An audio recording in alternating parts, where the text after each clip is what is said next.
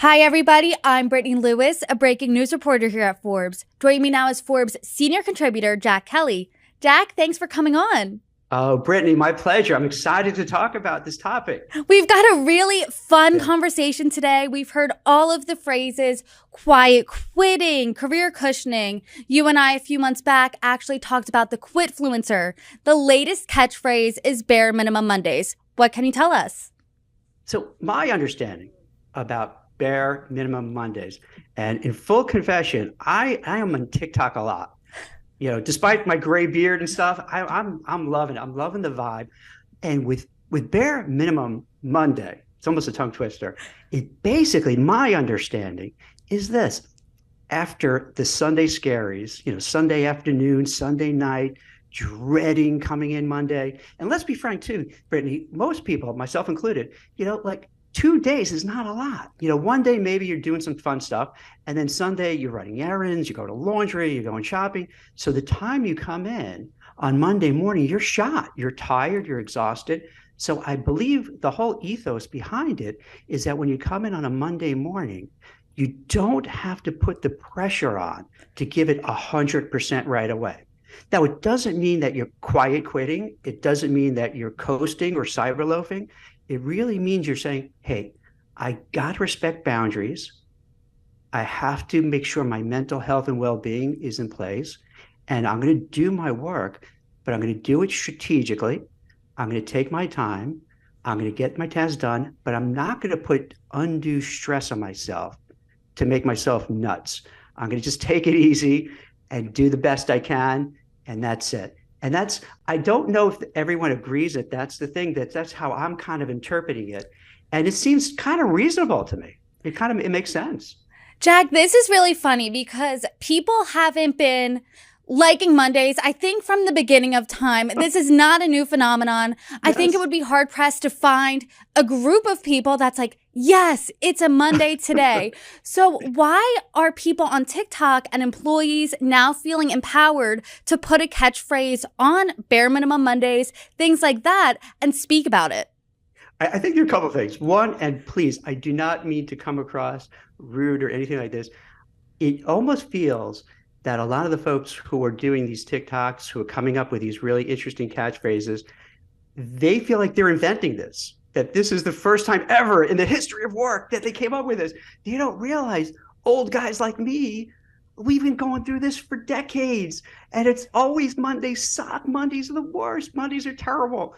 It's awful. So I think it's this phenomenon, as you mentioned, Brittany, that's been going on forever, but now you have a cool catchphrase to it. So it's just the same kind of old thing, but just with a twist. And we've heard phrases like this before, Sunday scaries, things like that. Try less Tuesdays, I think, is a new one. Yes. But why are these phrases of doing enough just to get by the ones that are going viral? Because I think it catches your attention. We all feel, and I don't want to say we all, but I think many people feel, especially lately, you worried, and no exaggeration, think about it, we're worried about what's going to happen with the war in the Ukraine. Is it going to spill over? Could it be World War III? We have record levels of inflation. We have high interest rates. Families are finding it hard to buy homes because they can't make the mortgage payments. Hundreds of thousands of people have lost their jobs. It's kind of like a white collar recession. So there's a lot of concern out there. There are a lot of worries. There's a lot of anxiety. There's a lot of stress, a lot of pressure. And I think with these interesting catchphrases, it kind of sums it up. It's kind of the culmination of recognizing, hey, we're in a tough environment right now. Maybe we could hit a recession, maybe we won't. So in a way, I think, the people on social media are trying to just get their arms around what's happening, try to capture the feel, the vibe that's going on, and make some sense out of it. And I think they're also trying to make some sense out of it for themselves too, to understand, like, what is happening? Why am I always feeling tired? Why am I always feeling worn out? Why am I always feeling, like depleted? So I think this is a kind of universal thing that we're all going through, particularly in this very stressful time period. Agreed. And it doesn't help that we've all been in a pandemic the last 3 years as well. So what does this all mean for job seekers? It doesn't seem like there's a lot of good news right now, especially bare minimum Mondays, try less Tuesdays. What should job seekers do right now? I think what they have to do is several things. One, you don't want to misconstrue some of these things as to quiet quit or just rage or job apply. You want to do two things. In your company, you want to make yourself indispensable. You want to make sure you're that go-to person that could get things done. And the reason for that, in part, is because if there are going to be layoffs and downsizings, you want to be the one that remains, so that you're going to really work hard and do everything the right way and not get caught up in some of this acting your wage kind of thing, meaning just not really doing your best. You owe it to yourself to do your best, even if your boss is a jerk, even if you're unhappy, because you want to hold your job, particularly in this kind of environment where it might be hard to find another one. So that's one of the takeaways. The other takeaway is you want to also, we're just going to throw in all these memes, Brittany, if that's okay. We're going to also Please go ahead. Career cushioning. So career cushioning is hedging your bets. So while you're working hard to keep your job and excel at your job, even if you hate it, simultaneously, you're going to pick out some good recruiters in your space to help you find new roles. You're going to maybe get a career coach to help you with your elevator pitch and how to present yourself in an interview. Maybe get a resume writer who can help punch up your resume and your LinkedIn profile. And then you tap into your network to find people who you know at the target companies you want to work for to help them get you entree, to make a recommendation and a referral. So you really want to, in this environment, don't coast, don't quiet quit. You want to make sure you're invaluable at the office, but also simultaneously keep looking for another job just in case. Jack, on the flip side, how do managers inspire a workplace, a culture at work where you don't want to do the bare minimum? That's such a great point, because managers, in my opinion, some are great.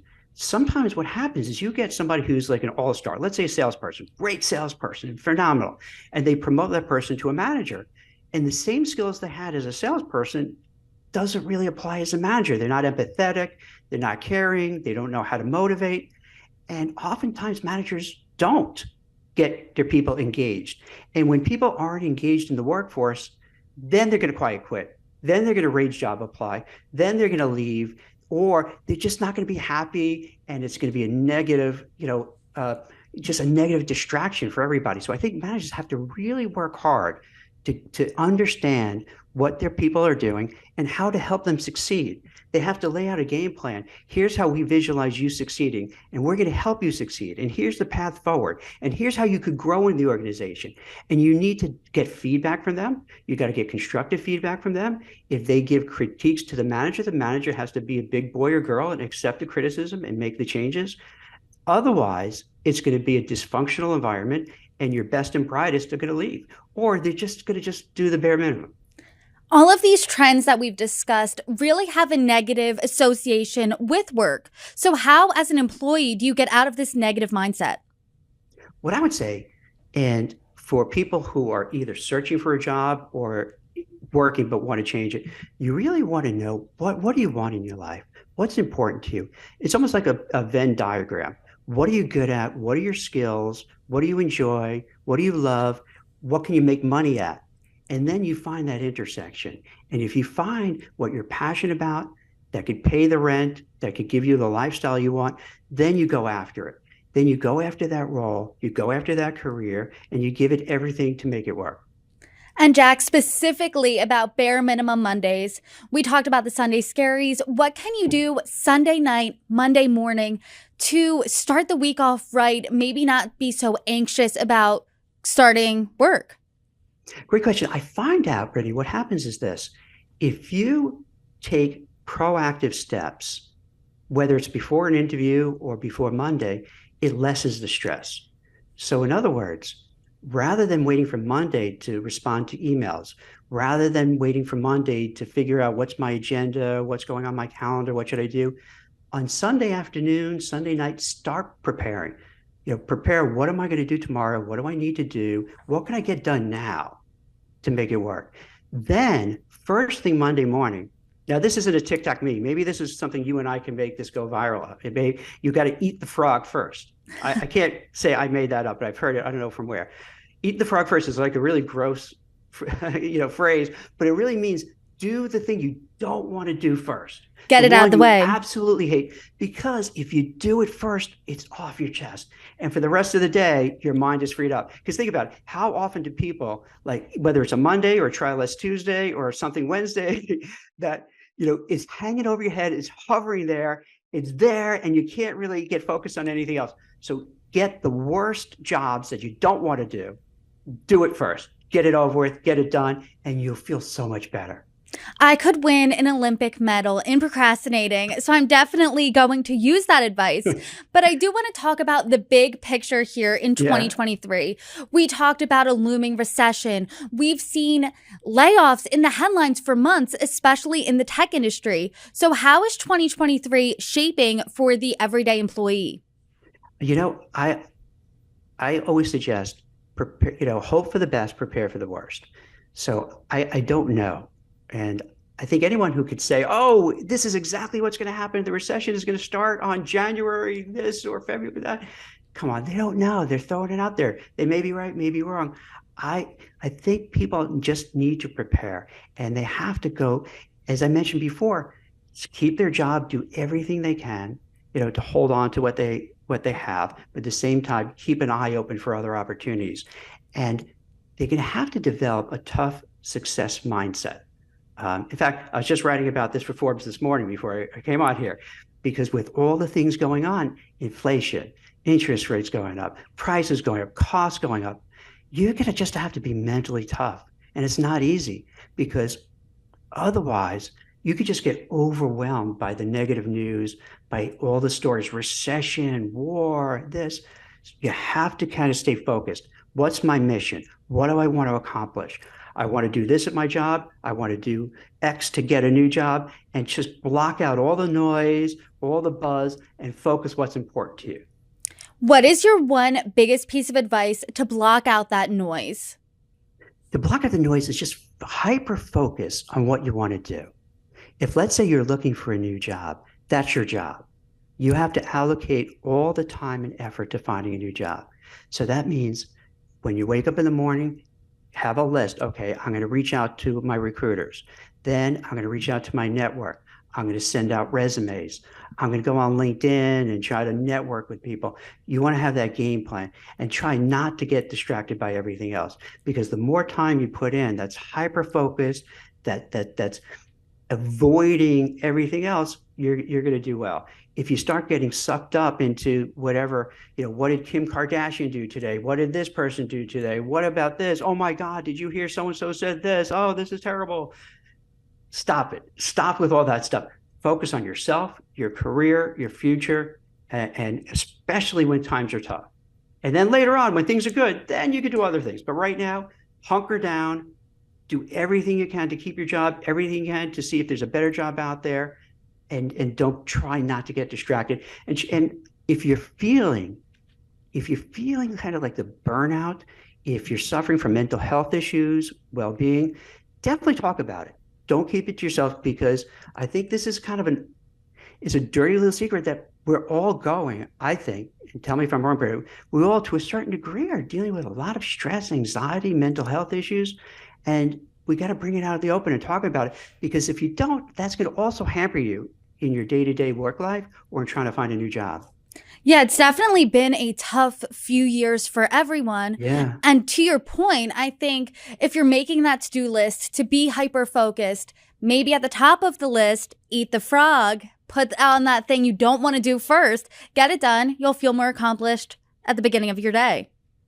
All right. How about this? Eat the Frog Friday. Eat the Frog Friday. I love it. You heard it here first, Forbes. Jack Kelly, thank you so much for joining me. Thank you. Thank you so much, Brittany.